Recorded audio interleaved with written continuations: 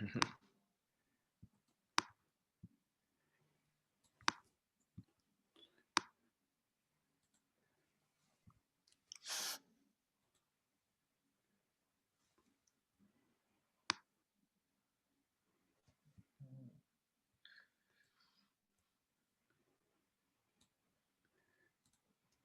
right, hello everyone, and welcome to the Small World webinar on self-respect, the foundation of leadership by Drew Dudley. Just give us a few minutes before we get started.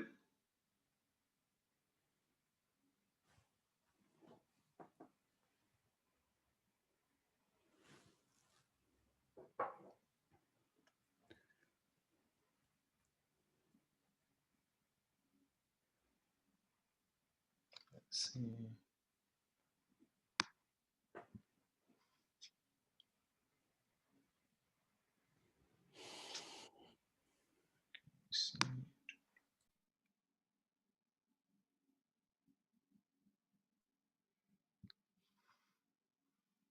All right, welcome. My name is Amada Simmons, and I'm an ambassador here in Stockholm, Sweden. We'll begin shortly. In the meantime, just let me know where you're from in the group chat.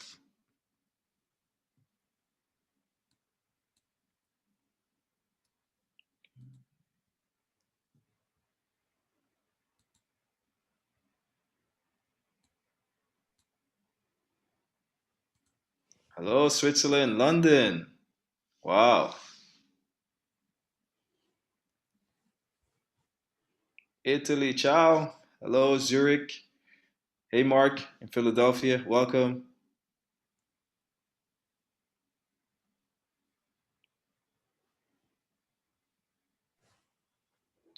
All right, let's get started. I would like to introduce you to our guest speaker, Drew Dudley. Drew Dudley is the creator of the Lollipop Moment TED Talk, Wall Street Journal bestselling author of This Is Day One, and founder and chief catalyst of Day One Leadership Inc., which helps organizations around the world increase their leadership capacity. His clients have included some of the world's most dynamic companies and organizations, including McDonald's, Dreamworks Animation, JP Morgan Chase, and over 75 colleges and universities. Drew has spoken to over 250,000 people on 5 continents. He's been featured in the Huffington Post, Radio America, Forbes.com, and TED.com, where his TED Talk has been voted one of the 15 most inspirational TED Talks of all time. Time, Business Insider, and Inc. magazines have all named his talk as one of their 10 speeches that will make you a better leader. Ladies and gentlemen, let us give us a warm welcome to Mr. Drew Dudley. Hey, everybody. It's awesome to be here. It's weird now that I think about it. I may be talking to people on 5 continents right now, and it was a heck of a lot easier to travel. Greetings from Canada. I'm on the west coast of Canada. It's amazing to be back here and doing another presentation. I'm going to start about 11 years ago. And at the end of 2009, I had just finished what I assumed at the time was the worst possible year that I could have, until 2020 basically was like, hey, hold my beer. And at that particular point in my life, I was so drained emotionally, intellectually, spiritually. I was devastated at work and in my personal life. I said, I got to step away. And I decided I was going to do something I'd always wanted to do: take a train all the way across Canada, the entire length of the country. And I got a ticket that lets you get on and off, check out different places. But it was going to take me about 17, 18 days to go all the way across the country. And my main focus was I didn't want to talk to anybody. I simply did not want to interact with other human beings. So I took that big stack of books that all of us have that we mean to read, and I got on the train. I waited for the first dinner because everybody went to the dining car, and I went to the farthest lounge car on the train, completely empty. I sit down, open up my first book, and take this big sigh, and I'm like, all right, I don't have to talk to anybody for over 2 weeks. And I start to read. And this only lasts for about 10 minutes because all of a sudden this little girl comes busting into the train car. She's got her arms out like an airplane, and she does 3 big laps around the car and then disappears up the center of the train. I'm like, all right, that's weird, but I shrug, keep going. And then she's back a few minutes later, 3 big laps, gone, back up the middle of the train. And this goes on for the better part of 45 minutes. And finally she comes in, does her laps, and then sits down directly next to me. There's nobody else on this train car, and she sits in the seat directly next to me. And look, it's not that I don't like children. It's that I didn't know how to talk to kids at the time. But I'm from the education system, and I had seen how kids can get screwed up by what adults tell them. And I never wanted to be a part of that problem. I didn't have kids, my friends didn't. I just didn't know how to talk. And she looks up at me and she says, "Hi, I'm Allison." And I looked over and said, "Hi, Allison, I'm Drew." And then looked directly back at my book, which of course is the international social signal for I don't really want to talk to anybody right now. But 7-year-olds either don't know that signal or do not care about that signal. So she just keeps going. "What are you reading?" And I said, "Oh, I'm just reading a book for work." And her eyes get really big. And she says, "You get to read books for work? I have to go to my dad has to go to an office," which I thought was a really cool reminder that my job was actually pretty awesome. And she keeps going. She says, "Well, what's the story?" And I look down at this textbook in my hand and I kind of say, "Well, I guess this book doesn't really have a story." "Well, don't all books have stories?" And I said, "Well, no, I guess some just have knowledge." "Oh, well, aren't stories knowledge?" And see, this is what I didn't want. I don't want that little girl going out there in the world thinking that stories aren't knowledge. And so I closed the book because I wanted to know this is serious. And I said, "Actually, Allison, no, stories are definitely knowledge. In fact, one of the smartest people that I've ever known once told me that the story is the basic unit of human understanding." And as soon as it came out of my mouth, all I could think was, dude, she's 7.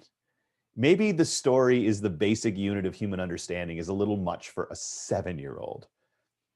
But see, we don't get to decide what kids understand. They get to decide what they understand. And Allison just looks very thoughtful for a moment and then goes, "I think your friend is very, very smart." And I just really like this girl. I like she's so articulate and she's so inquisitive. And so I said, "Okay, Allison, can I ask you a question? Why are you running up and down the train? I've been watching you for 45 minutes. What's going on with that?" And she says, "Oh, well, my parents say that I have a very big spirit. They say that my spirit is too big for every single room that I'm in. And if you think about it, a train is just like a big long hallway, right?" And I said, "Yeah, I guess so." And she says, "Well, if my spirit's too big for rooms, it is definitely too big for hallways. But anytime I'm stuck somewhere that isn't big enough for my spirit, I just run. I run to remind myself I'm always free if I want to be." And there's something about the way that kids say things, that they drop these insights, but they don't do it well, like they're trying to sound smart. They don't have any pretension whatsoever. That was just her reality. When I'm stuck somewhere that's not big enough for me, I just choose to remind myself I'm free. And it was like a gut punch hearing this, because listening to her say that, I realized how long it had been since I felt free, since I felt free at my job, since I felt free in my life. And yet I wasn't doing anything about it. All I was doing is being miserable about it. And then in the case of the train trip, I was running away from it and trying to avoid people. And I looked at Allison and I said, "Allison, you know what? I have been so sad for a while. And I think you just helped me figure out why. I've been spending way too much time in rooms and with people that aren't big enough for my spirit. And I think you just helped me figure that out. So thank you." And she hops off her chair and kind of looks at me and then says, "Drew, I don't mean to be rude, but I don't know if anyone whose spirit is too big for rooms would ever take the time to read a book without a good story. Bye." And then she's just gone, because kids decide when the conversation is over and exit the room. And when she left, I just felt so alone afterwards, because what she had said had made me aware of a gap that had formed between the person that I wanted to be and how I was actually behaving. Because I had always seen myself as the type of person who my purpose in life was to go out, seek out stories, find them, and then share them with other people. That was my identity. I'm the type of person who collects and shares stories. That's the way I'd always defined myself. But one of the things that I found is that the phrase, I'm the type of person who, is almost always followed by a lie. What is true about your character isn't announced to the world, it's demonstrated through your behaviors. And look, I don't know the secret to happiness, but I know that one of the keys to unhappiness is when a gap forms between that person that you think you are and how you are actually behaving, and you become aware of that gap. Once you're aware of it, that is where so many of the doubts and the dislike for ourselves starts to form. And we all have that gap. I don't think most of us deny it. What we do is we rationalize it as being temporary. All right, yeah, there's a gap between who I want to be and how I'm behaving, but just until the pandemic is over, just until I pay off my college loans, just until the promotion, just until the baby comes, just until I retire. We will always come up with a reason to rationalize that gap between how we want to behave and how we think of ourselves and how we are actually behaving. And my argument is that personal leadership is acknowledging that gap exists, recognizing it's your responsibility that it's there, and then having a plan every day to close that gap just a little bit. Because in that gap is where we don't like ourselves. In that gap is where we doubt ourselves. In that gap is where is born imposter syndrome and jealousy of others and fear to actually chase the things that we want. It's in that gap. And about 10 years ago at the University of Toronto, myself and a group of students developed a way to try to close that gap on a daily basis. And we called it the leadership test. As a general rule, people don't like tests. But if you think about it, it's probably because for most of the first 20 years of your life, all the tests that you had to write were somebody else's tests. Somebody else gave you the questions and you had to come up with their answers. But what really defines who we are in life are the tests that we choose to give ourselves. And with the leadership test, what myself and the students did is we identified 6 core values that we wanted to embody as people every day. This was the one half of the gap. This is who we wanted to be. And based on some psychological research, and I wrote a book on this and I do a whole keynote on this, so I'm not going to dive too far into it. But based on some psychological research that said, 1, unfinished tasks cause massive psychic discomfort until they're completed. And 2, asking people a series of questions about a particular behavior is way more likely to get them to engage in that behavior than if you had asked them to do it or if you had told them to do it. Now, based on that, what we did is we took each one of these values and we gave it a question that wasn't possible to answer without living up to the value. What have I done today to recognize someone else's leadership, to embody the value of impact? What have I done today to make it more likely someone would learn something for growth? What did I try today that might not work but tried anyway for courage? What did I do today to move someone else closer to a goal for empowerment? When did I elevate instead of escalate today? Elevate means trying to succeed. Escalate means trying to win. That was for class. And the one we're going to talk about today, self-respect. What did I do today to be good to myself? And this wasn't just 6 questions. We fundamentally adopted a different mindset. So imagine this. Imagine if every single night before you go to bed, you have to prove you deserve another day on this planet. Not at the end of a quarter or a year or a 5-year strategic plan at the end of your life. Every single night before you go to bed, you have to prove you deserve tomorrow. And in order to prove it, you have to pass a test. You have to get 3 questions out of 6 correct. The big thing, though, is you're given the questions in the morning. You know what you're going to have to do to pass the test. If that was our reality, those questions would be non-negotiable. We wouldn't answer them when we had extra time, in between emails, in between meetings, or picking up the kids. They would drive our behavior every single day because they were essential to us getting another day on the planet. And because each one of those questions was tied to a value that we wanted to define us as people, what we do by adopting that philosophy is we demand of ourselves that we prioritize our to-be list at the same level as our to-do list. Because look, my students were in their early 20s at the latest, but I was in my 30s. And it was a punch in the gut to realize how long it had been since I could honestly say that most of the decisions and the priorities I made in a given day were based more on who I wanted to be than what I had to get done. So the leadership test became the way that we drove ourselves to keep that gap a little bit smaller every single day. What I want to focus on, particularly with what's been going on in the past year or so, is I want to focus on that last question, self-respect. Self-respect is a commitment to recognizing that when you are empty, you have absolutely nothing to give. And I think that we all nod and say, yeah, we get that. But if you ever want a litmus test to assess how well you're treating yourself, and if you're doing it well enough, I just like to put this on the screen. That makes people uncomfortable just to look at it. If it shows up in the top right-hand corner of your phone, your entire existence becomes about it. Like, I've watched people in $5,000 custom suits sit on the floor of airports to charge their phone. But every single one of us has walked out the door in the morning at less than 10%, emotionally, physically, spiritually, and intellectually. Why is it if we leave the house with our phone at less than 10%, we're being professionally irresponsible? But if we leave the house at less than 10%, we're dedicated to our job. If you want to get a quick assessment of whether or not you're showing yourself the respect that you deserve, ask yourself this question. Am I treating myself at the same level of respect that I treat my phone?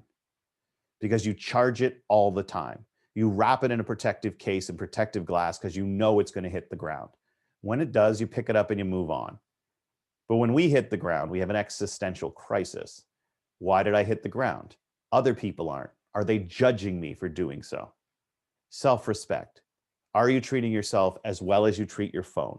What I want to talk about today are 5 specific strategies to answer that action-driving question that we created in the leadership test for self-respect. What have I done today to be good to myself?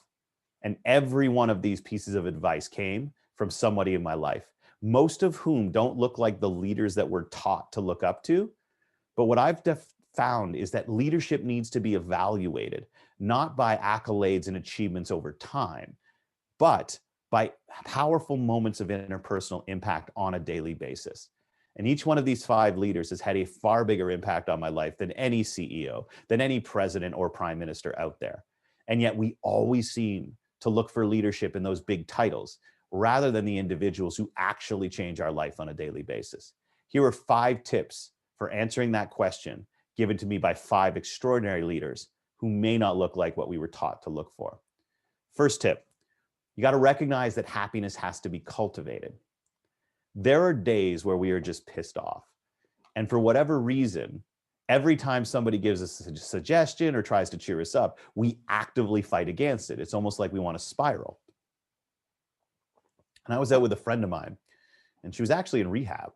And so we're out walking on the grounds, and I'm just complaining and complaining. And all of a sudden I realized, look, you're literally at a rehab facility and you're the one complaining about what's going on in your life. Your friend is going through way more than you are. And so I apologized, and she kind of shrugs and goes, well, I really can't help you with this today. But I'll tell you something. I don't have a lot of good days. And for a long time, whenever I had a good day, I tried not to think about any other day in my life. I just wanted to live in that one good day. Why would I waste any time thinking about my bad days when I finally had a good one? But what I've started to realize is that I need to do something on my good days to help out myself on my bad. She said, Drew, what you have to realize is that happiness has to be cultivated. So the next time you have a good day, actually take a few moments to think about how you feel now, to recognize you're going to feel this way again. And the next time you have a good day, do something on that day that will benefit the pissed off version of you you know is coming. Do something, plant happiness, then you can harvest it on the days you need it. And I don't know how many days passed between that conversation and my next really good day. But I remember I was in Hawaii. I had just given a speech. I'm in this beautiful hotel room. And I look over at my computer. And there is my PowerPoint at the time. And it was incredibly boring. And I remember thinking, okay, the only consistent thing in my life, this is what happens when you travel 250 days a year, is PowerPoint. There's always a PowerPoint around me once a day. And you know what I'm going to do? I'm going to add photographs to my PowerPoint because every day I have to stare at it. And so on my good day today, I'm going to do that to benefit me the next time I'm giving a speech with a headache or the crowd doesn't care. Now you're going to see photographs all the way through this presentation, and they seem like they have nothing to do with the content. But I want to let you know that every single photograph you see in this presentation, I took it. Every one of them represents a moment of peace and joy and awe and happiness in my life. And I created those moments for myself. And on my bad days, there is a moment that makes me feel better that I created for myself. Because I hope people treat you well. I hope they treat you with respect and kindness and generosity. But ultimately, if we are always looking externally for our happiness, we will never have as much as we deserve. Self-respect is taking responsibility for at least a piece of your happiness every single day. So if you have a favorite candy, stick it in a cup and put it in the cup holder of your car. Because there will always be a day you get in the car at the end of the day, you grab your steering wheel and you simply imagine that you were choking the life out of someone that you work with. And on those days, you can look over, see a cup full of candy and say, "Candy, way to go past me." If you drive to work and you don't have the photograph of someone you care about on your dashboard, you were missing a moment to remember that you are connected to something bigger every day. And what I used to say was, when you have that photograph, you give yourself a moment of happiness every day. And the first time I ever gave this speech, and I was planning on saying that, I get in my Uber, I look up, and my Uber driver has photographs of her daughter on her dashboard. And I said, "Oh, wow, I'm about to give a speech where I tell people to do that because it gives you an extra moment of happiness every single day. And you've planted that you can harvest it every day." And she kind of looks over her shoulder and says, "Yeah, you don't have kids, do you?" And I said, "What do you mean?" She says, "She does not always bring me happiness. But every time I look at her, I'm reminded that I'm connected to something much bigger than myself in my life. And sometimes that feeling of connection gives me a lot more strength than a moment of happiness." And so what I tell everyone now is, put these photographs of people that matter to you right on the back of your door when you leave in the morning, on the dashboard of your car, not on your phone. We look at our phone so much, we don't even see it anymore. But what it does, it reminds you're connected to something bigger. That is a source of strength. And often strength is more useful than happiness on a day-to-day basis. But whatever you want, it has to be cultivated. Plant it on the good days for those days in the future where you're just not going to have the energy to create it for yourself on that day. We've got a plan for failure. This is not about, oh, it's not failure if you learn from it. Yes, sometimes it's failure even if you learn from it. I had a couple of friends of mine who were engineers, and they built these remarkable things: the world's first human-powered pedal helicopter, a pedal-powered plane that flapped its wings like a bird, and the world's fastest recumbent bicycle. And they used to say, it drives us nuts when people say it's not failure if you learn from it. Because if you're going 110 miles per hour in a bike and something fails, what you might learn from it is somebody's dead. But what we do to make sure that we don't have a huge failure is we plan for failure all the way along. We plan to test the shell of the bike again and again and again, because we know if the steering fails after that, we need to make sure that the shell protects the person inside it. And the only way to make sure it does that is to fail and fail and fail. We got to plan for it. When I was a kid, I never got to go to Disney World, and I'm still a little ticked about it. But back in 2013, I had to give a speech in Orlando, Florida, and the speech was over at 10:30 in the morning. So I decided, all right, I'm going to Universal Studios for the first time in my life. And I go and I end up in Harry Potter World. And I decide I want to take the roller coaster that's in the Hogwarts Castle, which is, by the way, an incredible ride. But it takes 2.5 hours to get there.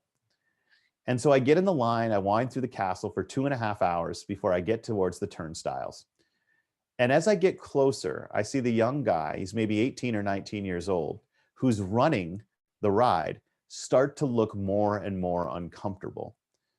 So I get up to the front and I go through the little turnstiles, but instead of turning to the left to get on the roller coaster, the young guy takes my elbow and sort of leads me to the side. And he says, "Sir, I am so sorry, but I'm afraid that this ride can't safely accommodate your dimensions. Because at that time, I was well over 320 pounds. And what he was politely saying was, you're too fat to fit in our roller coaster. And I had to be taken down the back steps and let back out into the park. And I do not know if I have ever been more devastated in my life, if I had ever hated and disrespected myself more in my life than in the aftermath of that. And so I knew something had to change. And so I got home and I called up my fitness friend. We all have the fitness friend, the one who has multiple pairs of sneakers for different conditions. And I called her over and I said, every male in my family has died by 65. My father's had 3 heart attacks. I've got to do something about this or my life will be over. Help me lose weight. And she looked at me and she said, okay, we're not going to try to lose weight. We're going to try to gain health.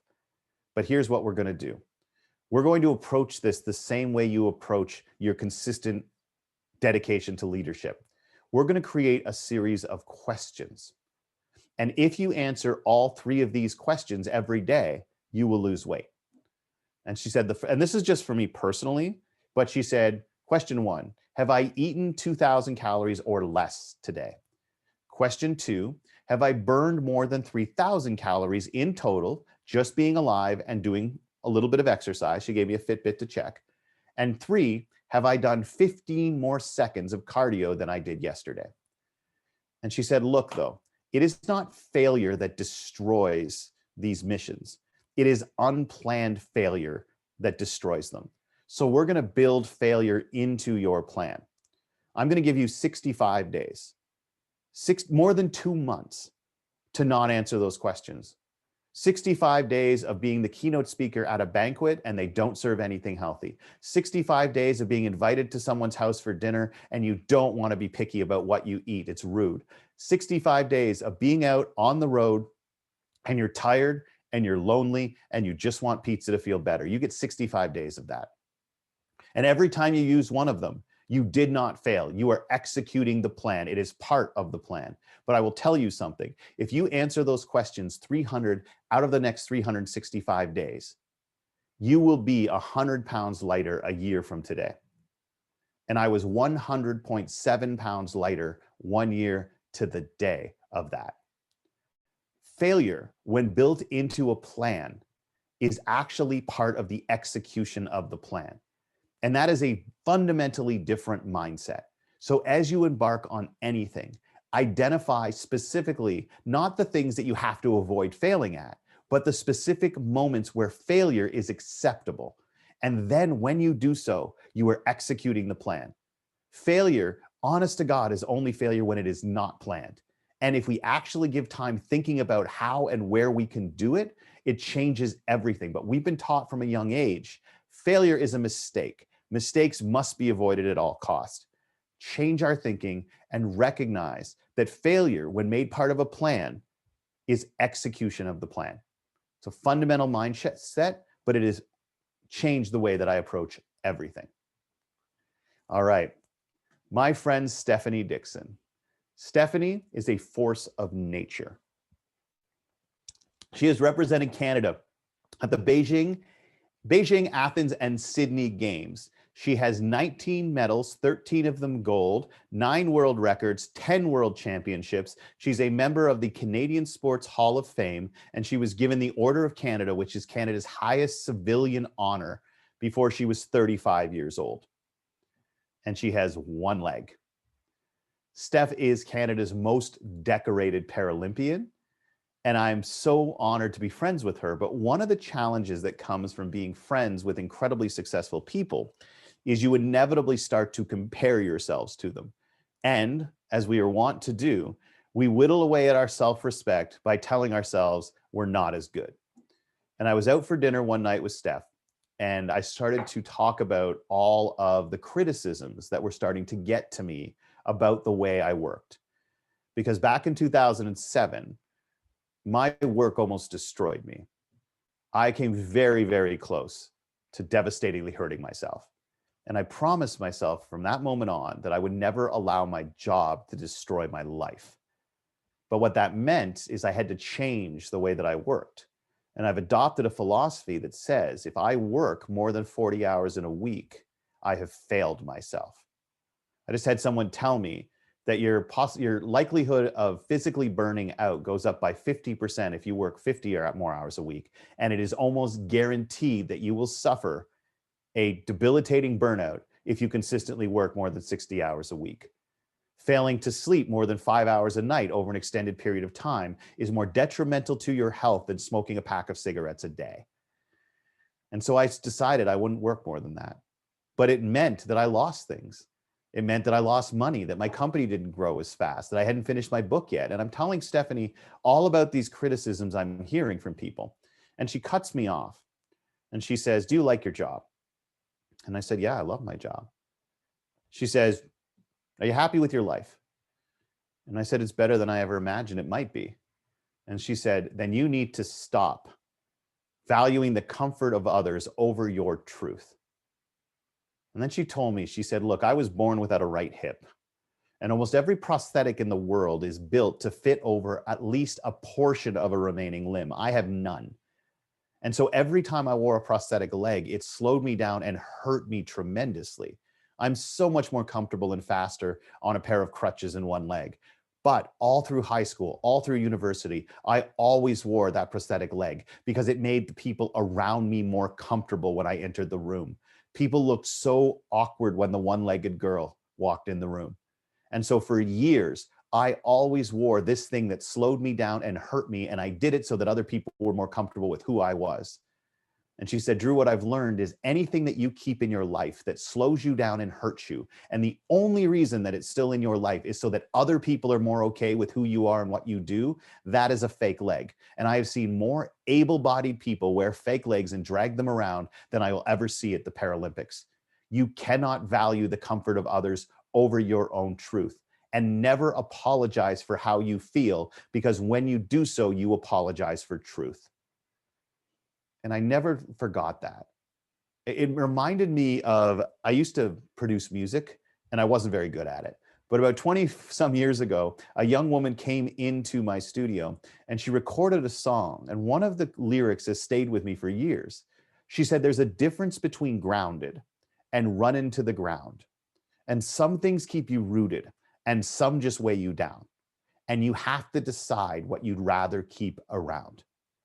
And I think that one of the great acts of self-respect, and it is not an easy one, is to be able to take the time to look at all of the relationships in your life.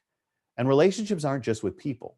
They're with jobs, they're with places, they're with houses, they're with emotions. We have relationships with all of these things.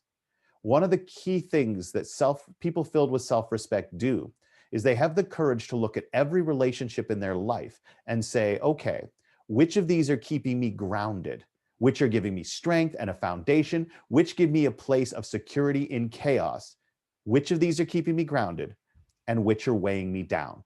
Which are holding me back? Which am I keeping in my life just so that other people are more comfortable with me? Which am I keeping in my life because I just don't want to be seen as a divorcee in my 40s or leaving a job that's good, even though it destroys me? I don't want to be seen like that.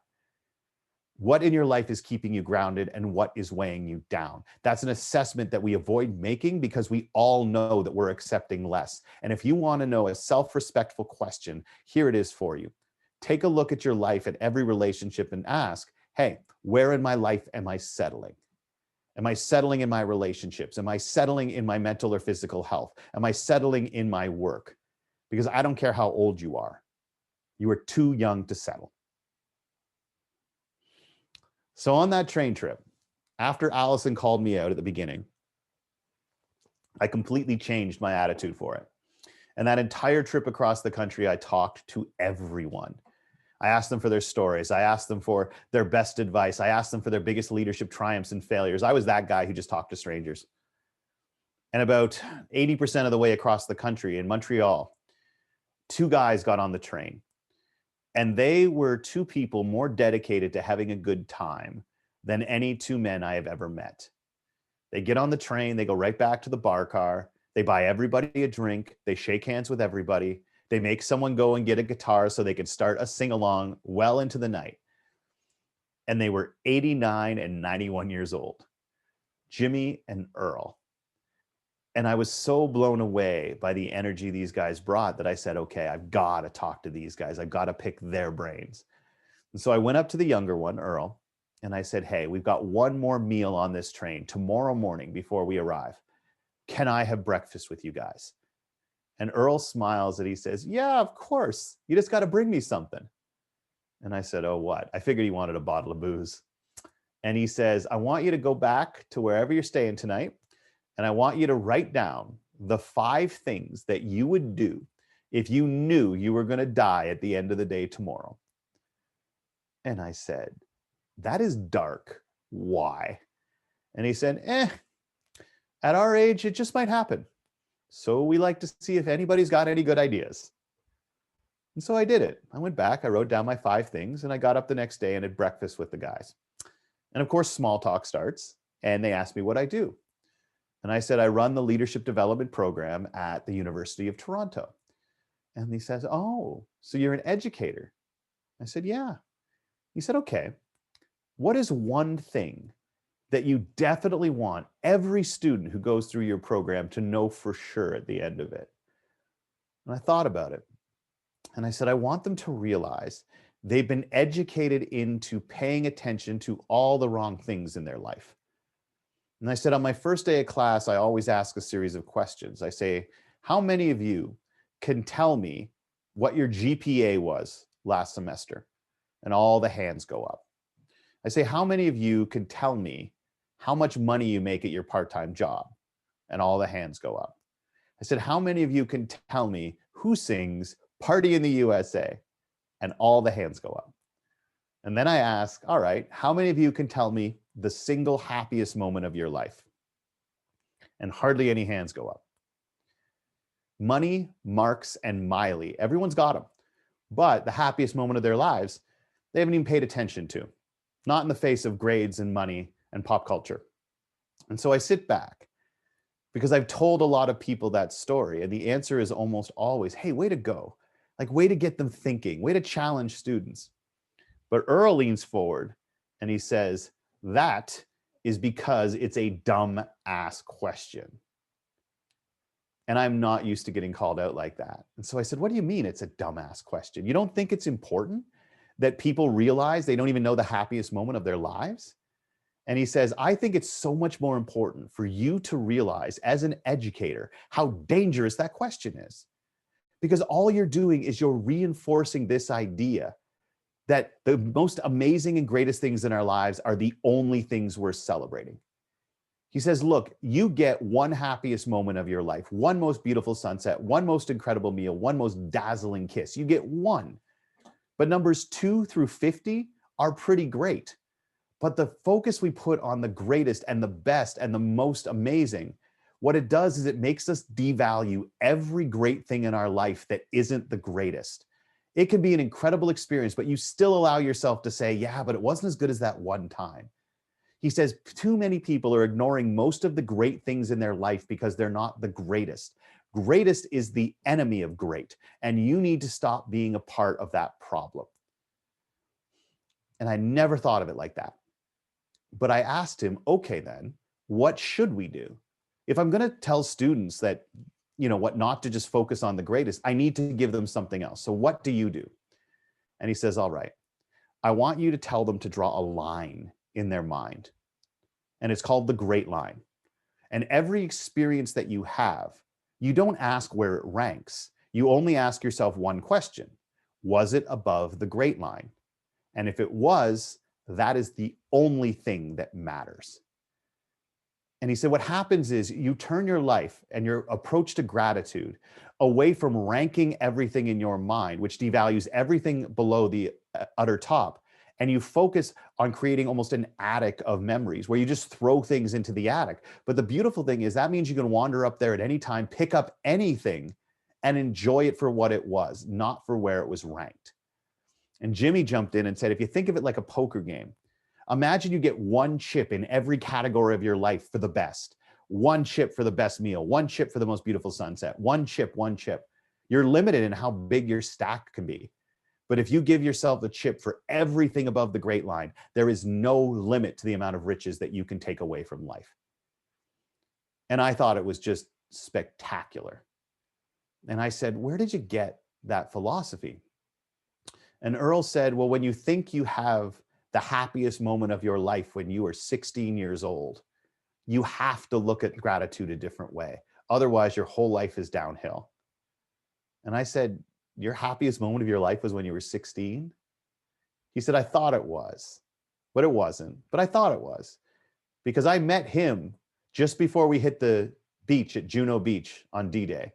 And when we survived to the end of that beach, I told myself, you know what?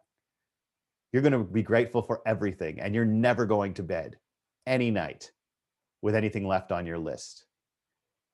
And I said, two things. One, you guys were at D-Day? They said, yeah, we met at D-Day. And then I said, what list? And he said, did you bring that thing I asked you for? And I said, oh yeah, the 5 things I do. And I reached in my pocket. He says, you don't have to share that with me. It's incredibly personal. But I just want to ask you a couple questions. Number 1, is there anything on that list you're physically incapable of doing? And I looked at it and I said, no, I could do all of these. He says, will you do a single one of them today? And I said, honestly, no. And he said, that's the difference between you and I. That's the difference between knowledge and wisdom. I never go to bed with anything left on that list that I can help, because you honestly just do not know when all the days you're grateful for are not going to be there anymore. And I always loved that memory of those 2 guys. The problem is when anybody asks me what's the best restaurant you visited or your favorite city, I always have to tell them the whole story of the Great Line. But that exercise he made me do with the 5 things, that leads me to my final advice for self-respect. I was giving a speech, and I've lost a lot of friends of mine. And I was talking about each one of these people who had passed away, most of them before they were 25, and the lessons that they had taught me to reinforce to this group of students that there is no correlation between your age and your ability to have an impact on the world. And at the end of the speech, this young woman came up to me and she says, Drew, I feel bad for all the pain you've had in your life. And then she told me her story, a refugee's story. And it was filled with so much more pain and so much more loss, but so much more courage and strength than mine, that I said to her, how can you tell me you feel bad for the pain I've had in my life when yours dwarfs mine? And she said, Drew, there is no universal measuring unit for pain. Hurt just hurts. And anything worse than what you're used to is pain. So there is no point in comparing people's pain, because the reference for everybody is different, but it all hurts the same amount. She said, but one thing I have learned is that only hurt people hurt others. And if I want to be the woman I know I can be, I have to let go of these things that have hurt me. Otherwise, I will carry them around with me, and one day I'm going to use them as a weapon against someone that I love. Only hurt people hurt others is one of the greatest insights that I have ever been given. The first time you hear it, you think, oh yeah, but the more you think about it, the more you realize that we all play a role in this world where we are either a conduit for pain or we are the place where it stops. And that is why I think that healing is such an important part of leadership and self-respect. Look, we don't talk about healing in association with leadership that much, because I think that healing has become associated with weakness the same way leadership has been associated with strength. Strong leaders, strong people don't break. And if you don't break, you don't need to heal. But the knowledge that you have the ability to heal is what allows you to take chances, because it's not whether or not you'll fail, it's whether or not you have the knowledge that you'll be able to recover from that failure. That's what's key. We've got to heal. And the number one thing that can help us heal, that every single one of us is completely in charge of, that would instantly make our life better, and we choose not to do it day after day, is forgive. Forgive yourself and forgive other people. On that list of 5 things, 3 of them that I would do if I knew I was going to die at the end of the day tomorrow, 3 of them started with the word forgive. Every single person watching this, all of you, you've got someone that you wish you could call, you wish you could text, you wish you could have coffee with, you wish you could share part of your life with. And the only reason you can't do it is you have not said, I'm sorry, or you have not allowed yourself to hear, I'm sorry. Fix it. I'm 44 years old. And I've been to the funeral of 20 of the people that I love, and I've only been to 13 weddings. And that means I have lost too many people in ways I cannot control to not tell every audience to whom I speak. If you can save a relationship that made your life better, don't go back to abusive, gaslighting bullcrap. But if you know that someone made your life better because they were in it, and you could save that relationship by saying I'm sorry or by hearing I'm sorry, do it. Because there is no worse feeling than going to the funeral of someone you desperately cared about, and the last thing you said to them was terrible. And it has happened to me twice. Leadership, self-respect, courage, and strength comes from going to bed every night knowing that can't happen to you. That is healing. That is forgiveness. And there is no weakness in forgiveness. And I believe that self-respect and leadership begins where forgiveness begins. 5 tips. Recognize that happiness has to be cultivated, and on your good day, plant something for your bad. Plan for failure. Treat failure as part of the execution of your plans, not as part of something that's derailing them. Do not put the comfort of other people over what is true for you, what is good for you. Recognize we need to change the way that we look at gratitude, and that greatest is the enemy of great. And the fewer times we talk about the best or the greatest or the happiest, the better off and the happier we will be. And heal. Recognize that the greatest and most dynamic people are not the ones who avoid ever being broken. They are the ones who work on healing and start to feel confident that they can bounce back from whatever is thrown at them. I talk about self-respect so much because how we act when we're not paying attention is driven by how we feel about ourselves. Yes, we have these conscious decisions that we make every day, but there was a study that came out of Stanford that said 80% of the decisions that you make in a given day aren't even decisions, they're just habits. How you feel about yourself impacts how you treat other people when you're just not paying attention. It dictates how you act unconsciously. And how you act unconsciously can have a massive impact on other people. I'm going to close with a story that talks about the power of your unconscious behavior and how we need to make it more conscious. Years ago, I was in love with this girl, like heartbreakingly, head over heels. She is my sun, my moon, my stars, teenage in love. I think her name was Megan. And since Megan and I obviously didn't work out, what did happen though is to impress her, I decided to stick around my university one summer and run a charity campaign. And the charity campaign that we were running was the worst one in the country. 60 different schools did it, and we were the 60th best. We made $250, and the number one school made $144,000. But we took it over. I embraced an idea I heard from a television show I loved called The West Wing that basically said, when you are dumb, surround yourself with smart people. And when you are smart, surround yourself with smart people who disagree with you. And I did that. I had an amazing team, and somehow we made $15,000 for that campaign. And because we were teenagers, once you do it once, you're an expert. And so the next year we said, we're doing it again, and we're going to make 20,000.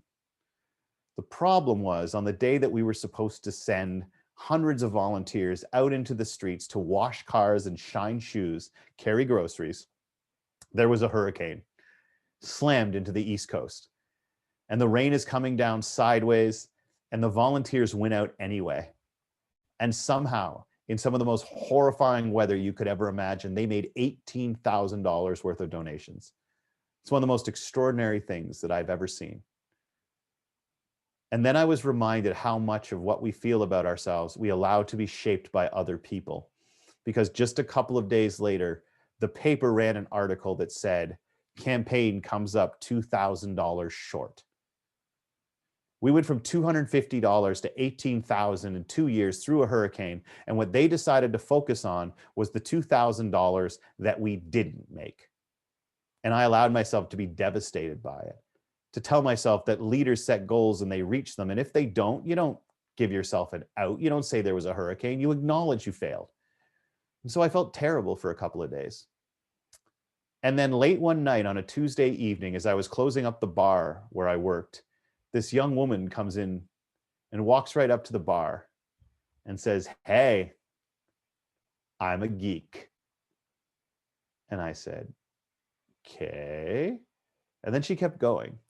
And she said, I have to go to medical school. All I've ever wanted to do is go to med school. And so I study all the time. I never allow myself to party, except I love to dance. And so for the first week of every single semester, I allow myself to come out and dance every night until close at this bar.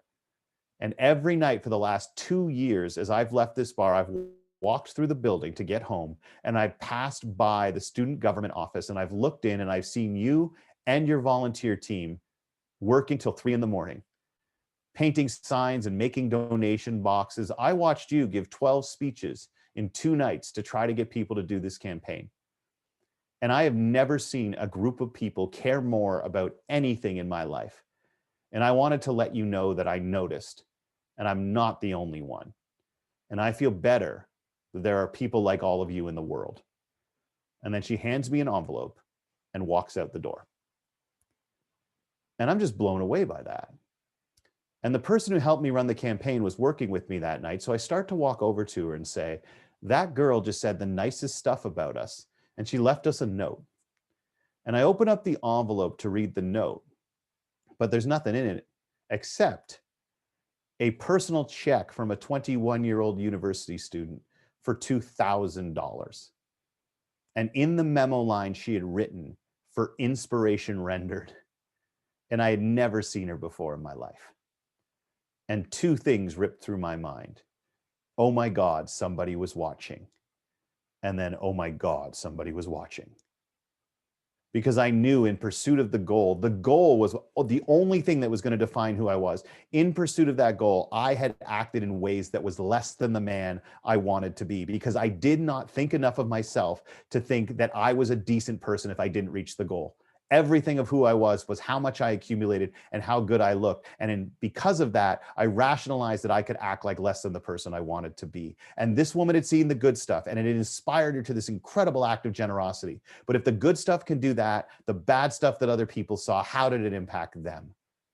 How we feel about ourselves impacts how we act when nobody is watching.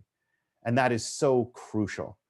These tips, I hope, can help close the gap between the person you want to be and how you're behaving. But a key piece is that you have to forgive yourself that gap will always exist to some point.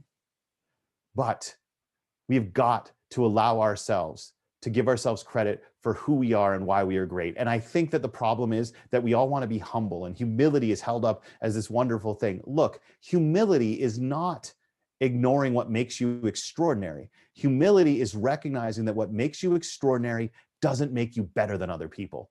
And yet, we allow ourselves to diminish ourselves, to think less of ourselves, and it changes how we treat other people. You are a person who deserves respect. We work hard and we beat ourselves up because we feel there's a hole in our life, financially, professionally, romantically, but there's no hole in your life that cannot be filled with self-respect. You deserve good things, and you don't deserve the bad things that happen to you. You might be responsible for them, and you should take accountability for them, but you don't deserve them. One of the things I try to leave everyone with is, if you want to work just a little bit on self-respect every day, have the guts to look yourself in the eye every morning and just say one phrase: I deserve good things. I remember a friend of mine was beating herself up, and I've always believed that leaders don't allow people who they know are a person of worth to diminish themselves in front of them. And so I said to her, I just want you to look me in the eye and say, I deserve good things. And she said, oh, I know, I do for sure. I said, I didn't ask you to agree with the statement. I asked you to repeat it. And she broke down in tears before she could look another human being in the eye and say, I deserve good things. Try it. And if you can't, recognize that every day you got to work a little bit harder at being able to answer that question, because every one of you deserve good things. And I hope in some way, shape, or form, I've given you some tips on how to create a few more for yourself. Self-respect is the foundation of leadership. Start there and build off of that, because you deserve good things. Thanks, my friends. And I do believe if any questions came in the chat, I will answer them. And if they haven't, if you want to ask one right now, I am more than happy to answer a question that might come into the chat box.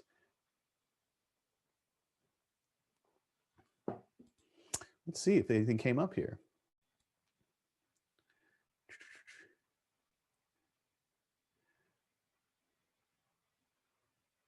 All right, my friends. Oh, this is so great. People are being incredibly nice. It looks as if we don't have questions right now. I will give a couple of moments, but I just really wanted to say how much I I've got a question for you. I've got a question appreciate. for you, Drew. I just want to say thank you so much. Maybe I Okay. can drop this question. Do you have any tips for anyone struggling to find a way to forgive? Keep trying. Look, I wish that I had like magic answers for these like questions. The problem is Mm, anything that you want in the world is on the other side of something shitty. Like forgiveness is not an easy process. So a couple of tips. One, keep asking yourself every day, am I ready yet? And look, it's okay if you're not ready tomorrow or the day after or for a while, but any question that you ask every day gets answered sooner than one you avoid asking. The other piece is this: forgiveness is not the same as reconciliation. Like mm, you can forgive people without bringing them back into your life. And I think that that's one of the challenges we face is we're like, I don't think I can face this person, so I can't forgive them. The thing is, all they're doing is living rent free in your head. And as someone told me once, you are the landlord of your brain. The landlord sets the rent. And when you let people stay there and they don't contribute anything to your life, you're basically letting people use your most valuable property without any compensation whatsoever. I think the key piece is to ask yourself over and over again and realize that the more you ask, the closer and faster you move towards it. The other piece is to let go of the idea that forgiveness means that you have to reconcile, that you have to be back in each other's lives. Forgiveness means no longer carrying around or allowing yourself to carry around the pain that person caused. It does not mean letting that person back into your life. Sometimes we wow. forgive people and we're far better off forgiving them and never speaking to them again. That is the best I can do. I wish I had better I've tips. got One of the hardest things I can do. Thank you so much. I've got a question here for you, Drew, from Shashwat Gupta. Her question is leadership wisdom for parents toward children slash toddlers, infants you would like to share. Yeah, you know what? Come up with questions that you're going to work together to answer every day. So, like, I have, it's a relatively, I like to think, quasi sophisticated system that I use to help people surface their values and create questions with them. But one of the best ways to talk about leadership with your kids is to, one, be careful about the examples you use of leaders. Ask your kids, hey, what does leader mean to you? And if they say things like, oh, president this or prime minister that, or this athlete or that, that's great. Say, oh, it's wonderful. But how do they impact your life? And then ask them who makes you feel better every day. And then start to use examples of leaders that aren't just famous. The other piece is to take a look and say, hey, how about every day, both of us find an answer to this question? What did I do today to make somebody smile? There's a great book called Did You Fill Someone's Bucket Today? The idea that everyone's got a little hole in their bucket and it's leaking. And it's our job as people who like go around the world living together to fill each other's buckets up because we know everybody's draining just a little bit. The examples that you give to your kids are crucial to how they think about leadership. And sit down and say, hey, let's find a way to answer these questions every day, just one or two. I'll do it as well as you, because when you do these things, you are being a leader in this world. And we can start that very early. The perception of leadership as only being about power and titles is taught. And I think that if we want to change that, one, we can consciously try, but it's awfully hard to unlearn stuff that was embedded in your brain. But we can start with our kids through our examples and through accountability, where together you engage in powerful moments of interpersonal impact and you talk about them at the end of the day. That's awesome. Thank you, Drew. I've got one last question before we head out. What would you say to a group that struggles to see the great within them? How do they start? Where do they start? Especially if they have a history of making poor choices or living in difficult circumstances. Sorry, I know it's a long question, but it's from No, Yasmin. no, that's okay. Thank you. I think one of the keys that we are always less likely to recognize our greatness than the people around us who care about us. And so I think if a group of people are having trouble recognizing their greatness, then one of the things to do is to start asking the individuals to recognize the greatness of the people they are with. Because collectively, sometimes you struggle to do it. But when you take it down to an individual level and you say, okay, this person here will not recognize why they're amazing. All right, why is that person amazing? That's where it starts. And look, it is a slow transformation to unlearn things that we have encoded about who we are, what we do, and why we matter. But I think that one of the key things to do is to be able to look at each other and say, why are you here? What about the people around you inspires you and makes you want to be better? And a lot of us never take the time to have that conversation, because if collectively we keep making mistakes or we keep getting kicked down, it's hard to actually take the time to say, why are we good? We all just start believing we're not. Individually start recognizing other people in the group. Ask the people within the group to recognize other individuals. And what happens is you start to realize that even though you've allowed yourself to feel like you don't matter, you do to these people around you. And that sometimes you can fail, but you still did it together. And because you care about each other and you pull strength from one another, you know what? That allows you to get up and do it again. And I think that that's the key. When a group starts to feel collectively like they suck, is to take a moment and allow the individuals in the group to talk about why, even in the face of these collective failures, they still value the relationships that they have within it. It can change the way people feel about being a part of the collective. It's just, as you keep facing failure after failure, you stop seeing yourself necessarily as a collective of individuals that impact each other positively. You start to believe that you're just a collection of individuals who can't accomplish their goals. And I think that's a big change. All right. Well, thank you so much, My pleasure. Drew, for all all the leadership talk that you gave to us. We really appreciate your time. We got one last question before we wrap it up. Um, the question is from I can't see the name, but do you have any tips for someone stuck in grievance? I think Last question, guys. I by the way, if other questions come in, man, email them to me and I'll answer them in a video and send them back to you. We Okay, often run a perfect. Q&A time. So yeah, just if you have questions, fire them in and I'll create a video later where I just go through them and answer them. And I sometimes bring in guests to help. I guess it depends on the grievance. One of the challenges with doing this job is that I talk in broad strokes, and everybody has these very individual situations. And not knowing all the nuances around those situations, I always feel as if the advice I'm giving is inadequate. I guess the question is, I believe at the foundation of every single dysfunction, every grievance, there is a fear. People are afraid of something. They're afraid that something's going to be taken away from them, whether it's power or money or influence or respect, or they're afraid they're going to be given something they're not ready for, more work, something they're not skilled at. And that means that we're afraid. And that's often what causes our conflict with other people, because from the fear emerges dysfunctional behaviors. But what tends to happen is when we address it, we only focus on the behaviors that emerge. You stopped talking to me. You were being short with me. You were undermining me in meetings. Those are all the byproducts of someone being afraid of losing something or being given something they're not ready for. And so one of the things I always encourage people to do is, when you find yourself in a really bad conflict, ask yourself, what am I afraid of? Like, clearly I am afraid of something, and that is making me angry at this person because I see this person as a threat. And we could tell ourselves we don't. I just don't like that they do this, or they're a dick to me. But I think honestly, what is usually at the root is we are afraid of something related to that person. Because when we deal with dysfunction at the level of the fear from which it emerges, rather than focus on the behaviors that are a result of the fear, things are always a little bit more productive. So I don't know what your grievance is, but I will say that take a look at the conflict and not only ask, what was I afraid of, but what were they afraid of?